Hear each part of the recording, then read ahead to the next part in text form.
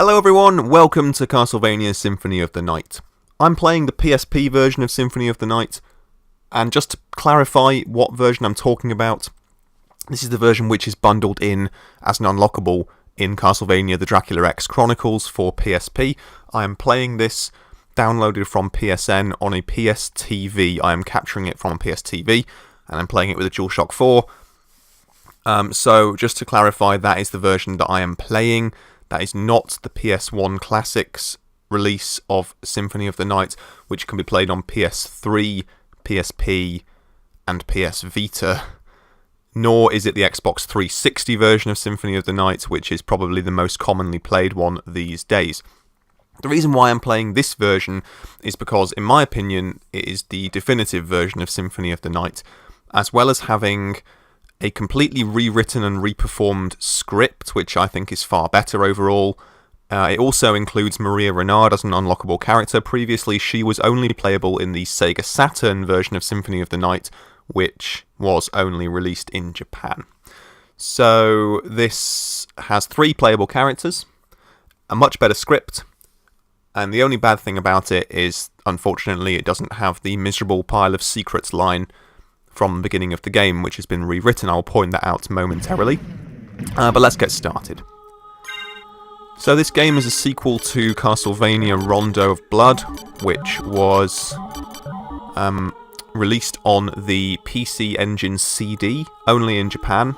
PC Engine is the Japanese name for the TurboGrafx. The original Japanese CD-ROM release can be played on a Western TurboGrafx CD if you really want to, but the easiest way to play Rondo of Blood is either by getting this, the Dracula X Chronicles, in which it is a unlockable game, and it's also been remade in 2.5D as the Dracula X Chronicles, or you can play it on WiiWare, or Wii Virtual Console. I think it might also be on Wii U Virtual Console, but you can also play it, if it's not on a Wii U, by putting it into Wii mode. Okay, so just to clarify, that is the version I'm playing. Let's start. Journey back to 1792 and the Transylvanian countryside of Romagna.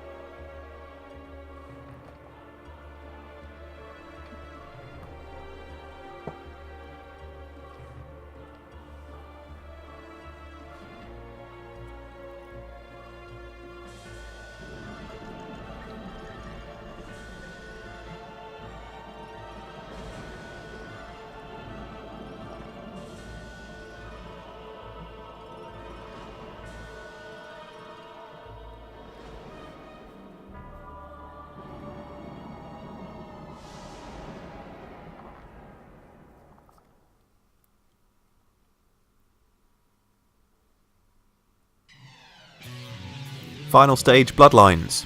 The final stage? That's a very short game, I hear you cry. Well, this is actually the final stage of Castlevania Rondo of Blood.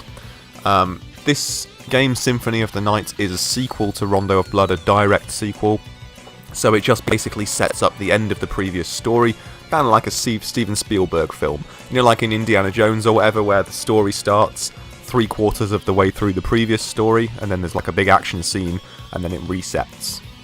Well, it's kind of like that. So we're playing as Richter Belmont here, who wields the Vampire Killer Whip.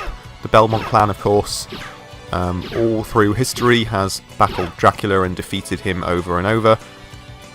We play as Richter all the way through Rondo of Blood. Now, Rondo of Blood was ported to the Super Nintendo, and that is how most people in the West will have played it back in the day. It was called Castlevania Dracula X in the United States, and in Europe, which is the version, of course, that I will have played, it was called Castlevania Vampire's Kiss. Now, I know, obviously, what with that being the version that I played, that I kind of would be biased towards it, but I do definitely think that Castlevania Vampire's Kiss is a far better name than Castlevania Dracula X. Got some different items here. So this is like a little secrets area where we can just stock up on some hearts and things before the battle. Then we have to battle Dracula as Richter, the Power of Sire. Richter, this battle is the battle against Dracula from the end of Rondo of Blood. The Dracula battle from the end of Dracula X / Vampire's Kiss is different. It was like remade and it's harder and stuff, so I'm glad that it's this version that we have to play. Okay, we'll just pop in here. Dracula, die now and leave this world. You'll never belong here.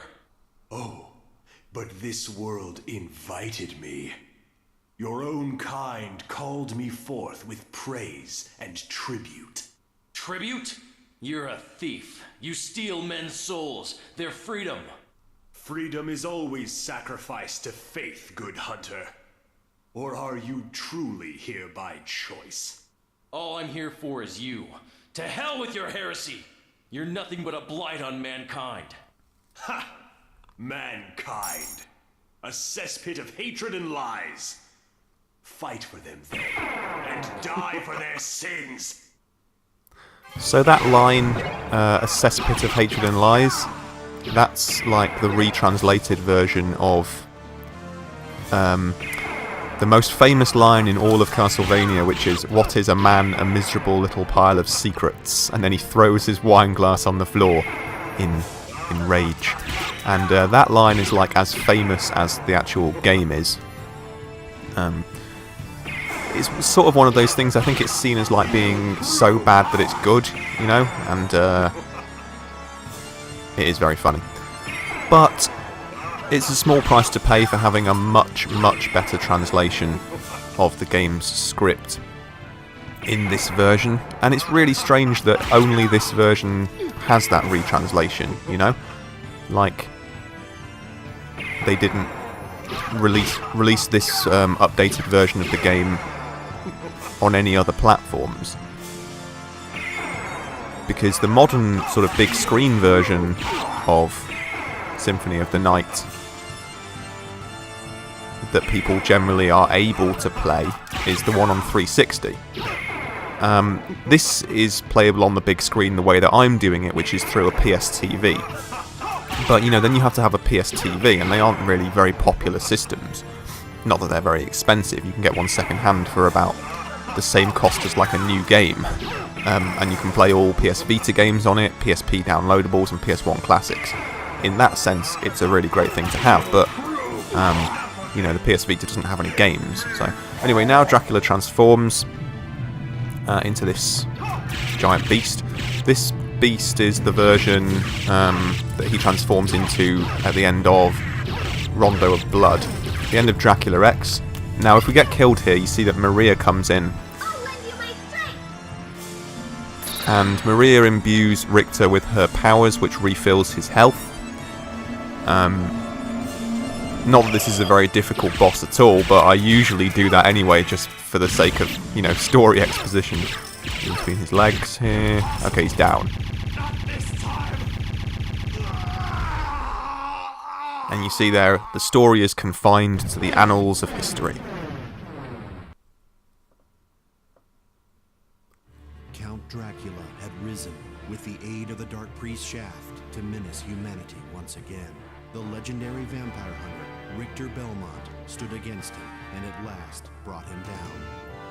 However, 4 years later, on a glaring full moon night, Richter mysteriously vanished. Maria Renard set out to find him, but knew not where to begin. It was then that fate intervened. Castlevania, the Castle of Dracula, rumored to appear once every century, suddenly materialized from the mist, as if to show her the way. Meanwhile, powerful forces struggled for the soul of a man named Alucard. He who had once fought alongside Trevor Belmont against his own immortal father Count Dracula himself. To purge the world of his own cursed bloodline, Alucard had submerged his vampiric powers and fallen into what was meant to be eternal slumber. But now, he awakens to the cackles of evil and cries of the innocent. The eternal battle of good and evil has come full circle once more. Dracula's castle beckons for you, and no man can say who will emerge victorious.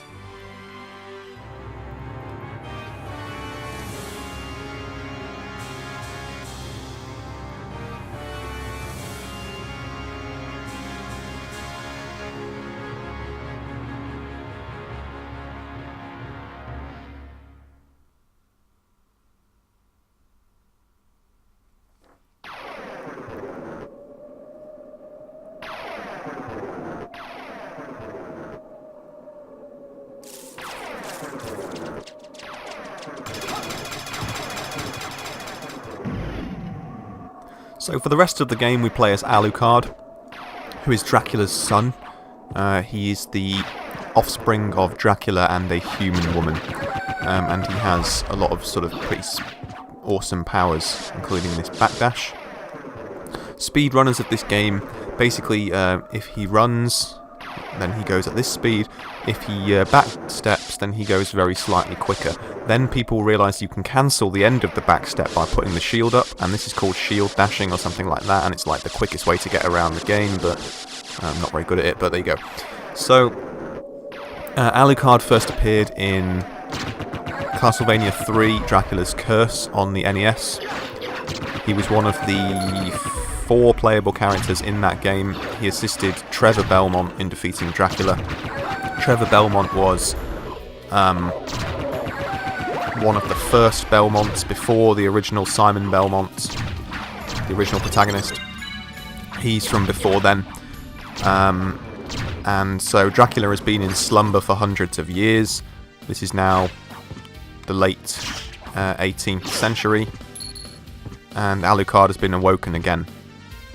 And he comes to Castlevania to put a stop to his father. I hate these fishmen. I hate them so very much.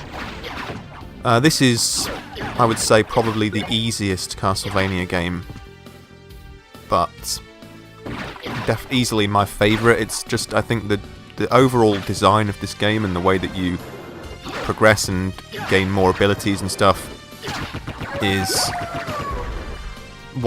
so perfect. I think this is one of the most flawlessly designed games that I've ever played, and it's always just a joy to control Alucard.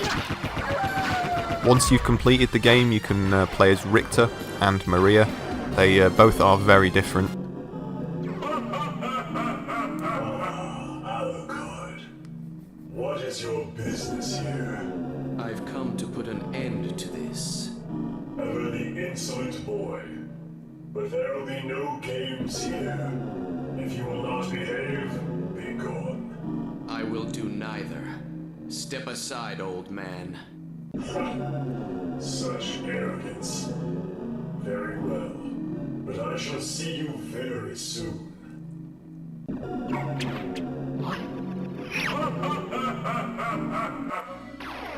What a dick. So Death takes away Alucard's powers and his items and stuff. So we have no shield, no weapon, all we can do is this little punch.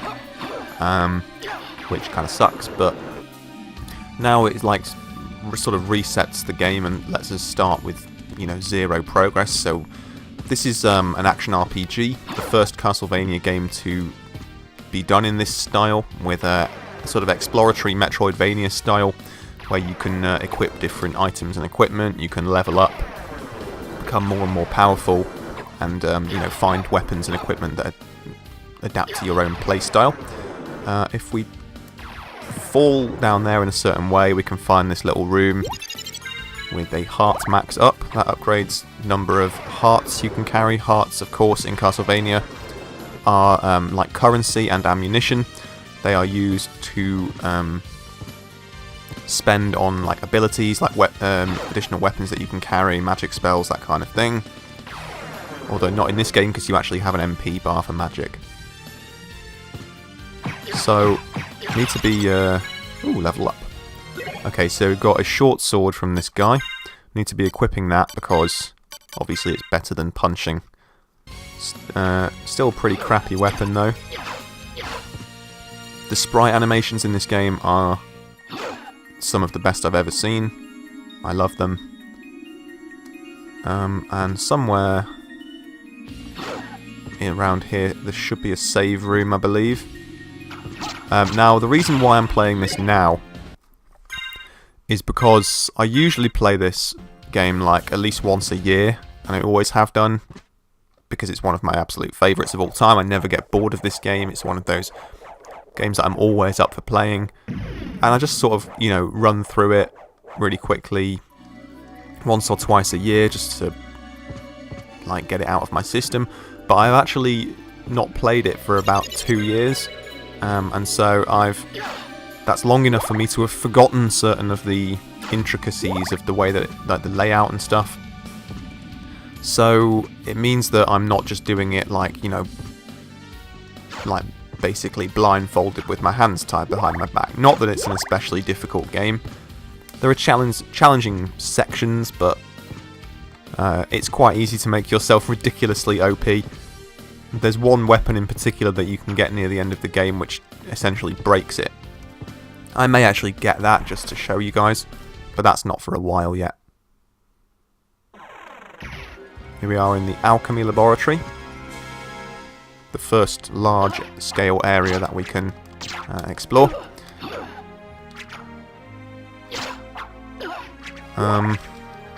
Sorry, I'm getting a bit of input lag from my controller here. I'm not sure what's going on with that, but...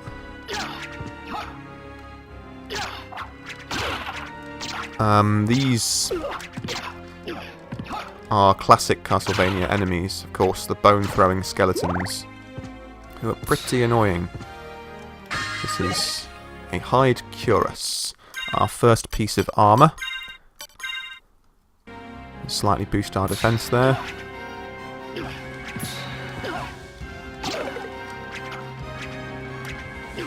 And... sorry, I'm just wondering why it keeps not letting me use my sword. Very strange. The red skeletons will come back to life after a few seconds. So, yeah, that's not good, but I'm nearly dead, so I need to be careful here.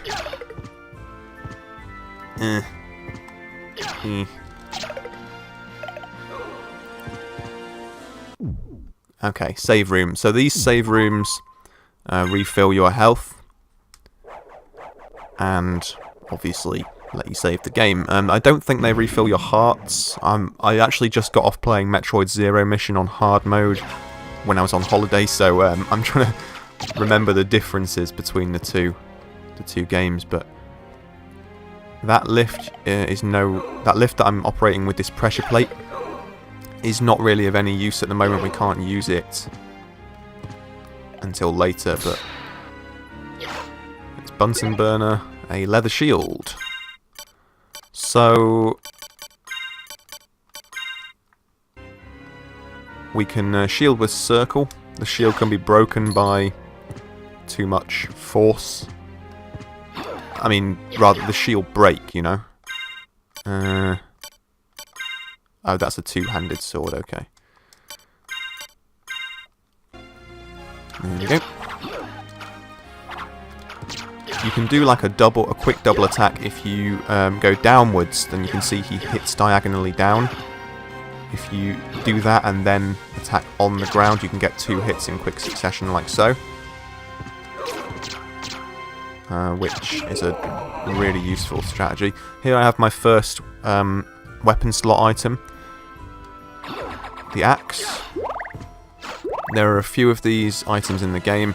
The one that I always try and carry around with me, I find the most useful, is the little crystal. Hopefully we'll get one of those soon. I can show you it. Okay, there's the knife, which is, you can see it's just a throwing dagger. Probably more useful than the axe overall, which is good.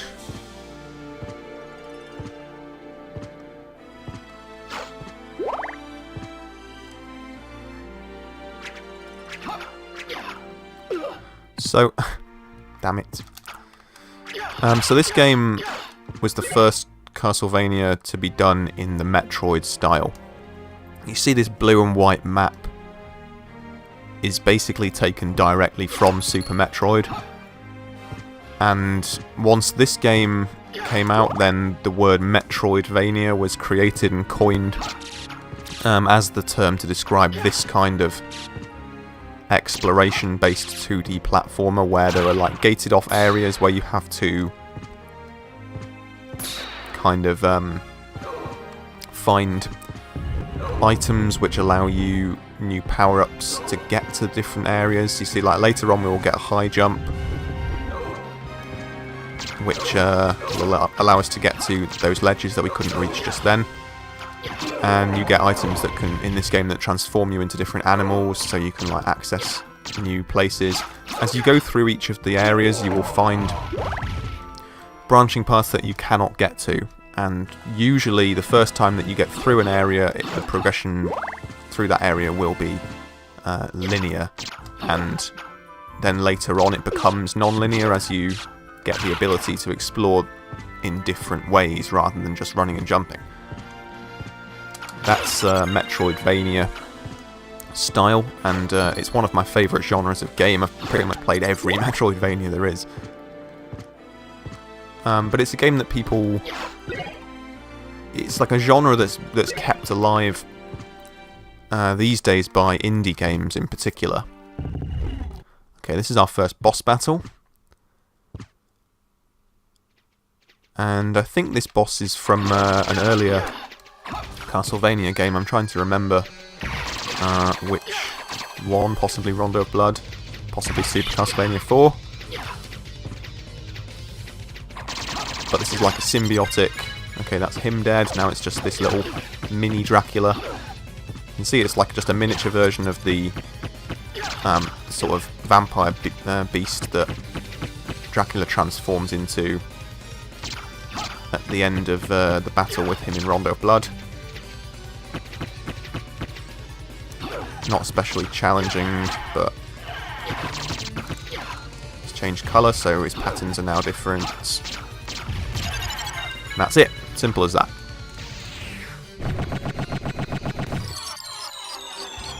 When you defeat a boss, you get a life max up usually, which is always welcome.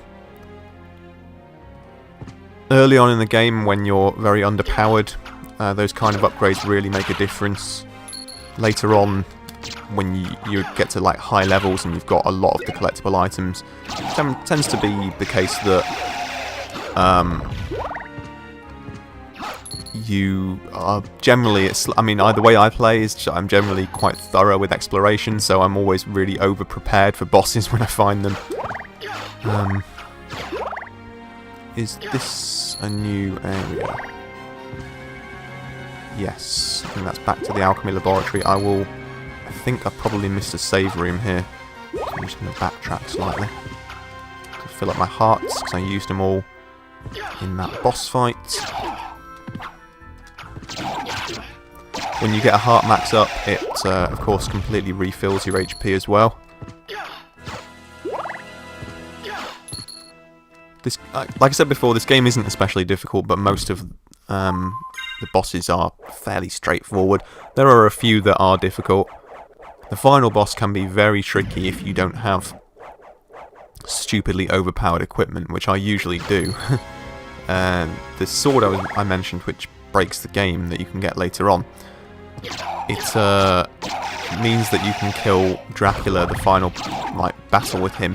You can kill him in about 5 seconds, and it's just kind of a bit silly. But it's like a secret weapon, so it doesn't give it to you to break the game with. You have to find it. And it can be a little bit time consuming because you have to farm for it. So, okay, what I've got here is the crystal item that I mentioned. As you can see, it bounces off surfaces, and you can use it quite rapidly, like rapid fire, like that. And I find that it's the one with the most practical application. It's very useful for bosses and stuff. I generally try and keep that one with me all the way through, because it's just my favourite.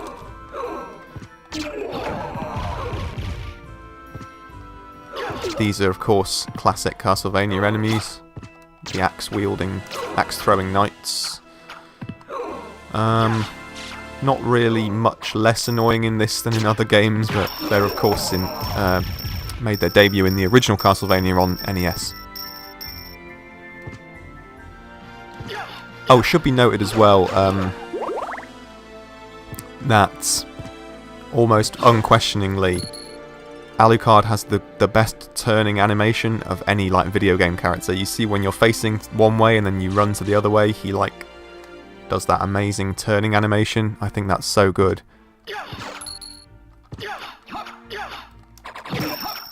Okay. I'm not going to grab that because I want to keep the crystal. Let's move on. These screens indicate that you are changing area within the world map. So we're going from the Alchemy Laboratory now into the Marble Gallery. Grab that crystal back. And I will just clumsily fail to avoid these axes.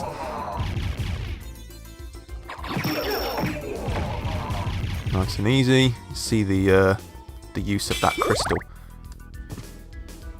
Very useful indeed.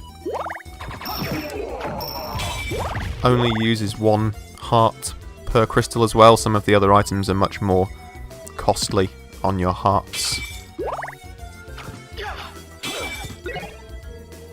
Don't want that.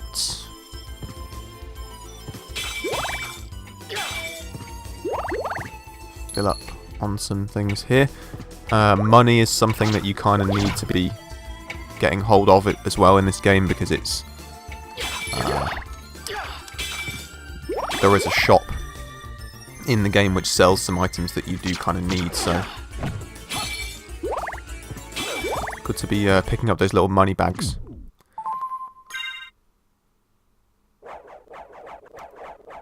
I think we're coming up to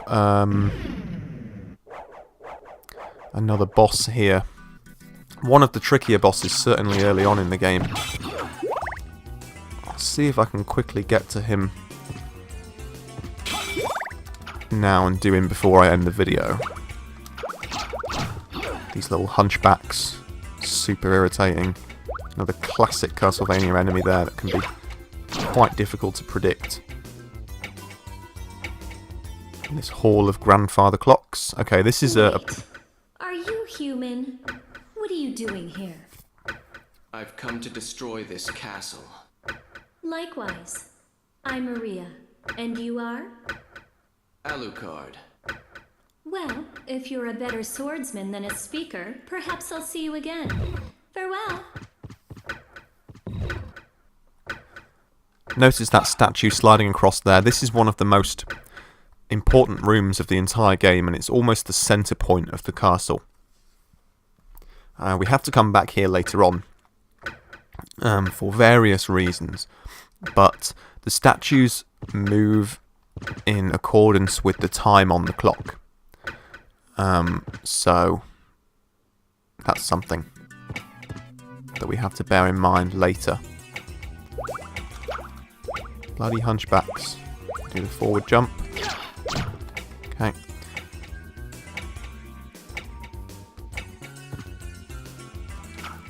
Now I'm sure that we're coming up to a fairly tricky boss here, and I'll have to see if I can remember my strategy for defeating him. Because I actually find this boss that we're going to face soon one of the hardest in the entire game. Although there is a definite sort of AI exploit that you can use. So let's see if I can remember how to do it. Boomerang skeletons. Oh god.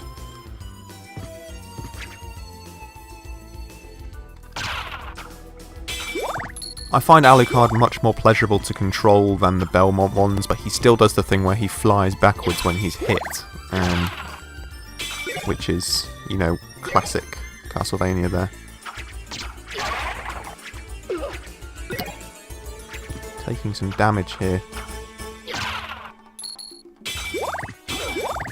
Okay.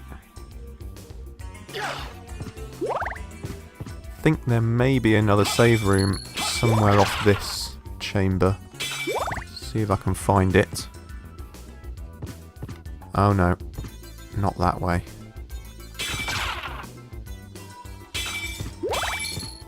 At least I've filled up my hearts by defeating these random grunts. Oh god, that was bad. Okay.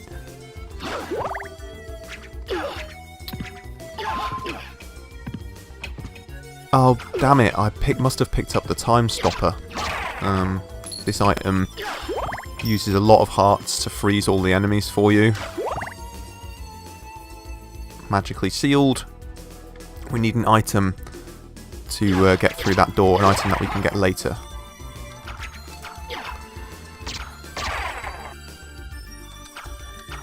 To be filling back up on hearts.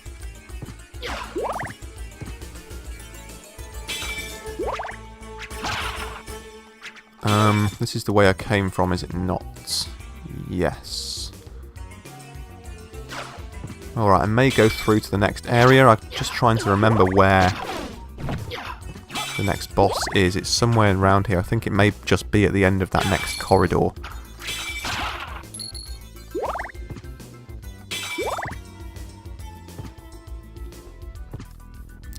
So this area has a few large enemies. These like, I don't know what you'd call them, sort of plant monsters with the torso of a woman on the end of like a scorpion's tail, which is very weird. There you go.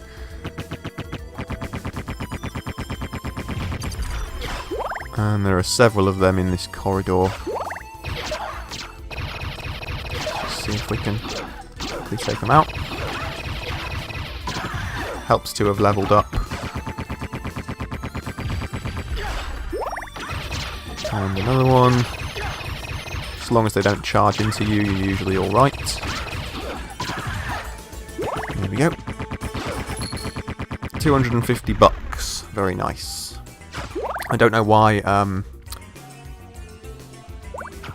they're using US dollars in 18th century Transylvania, but never mind. Oh yeah, these things. God, they're annoying. If the projectiles hit you, they turn you to stone and you have to mash the buttons to get out of it. They are very irritating enemies indeed.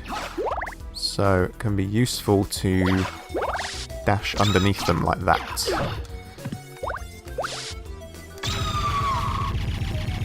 Getting a bit low on HP, could do with finding a save room.